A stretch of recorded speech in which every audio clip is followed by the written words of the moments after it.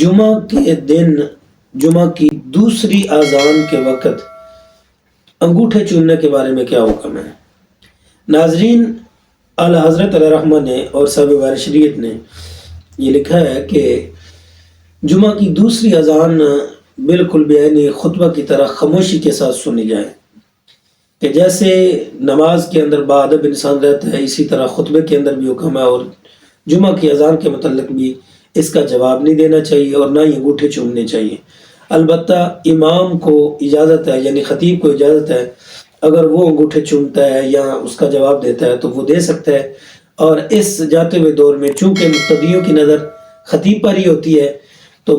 خطیب کو بھی چاہیے کہ وہ ایسا کرنے سے گریز کرے تاکہ اس کا عمل مقتدیوں کے لیے اجازت کی صورت اختیار نہ کرے۔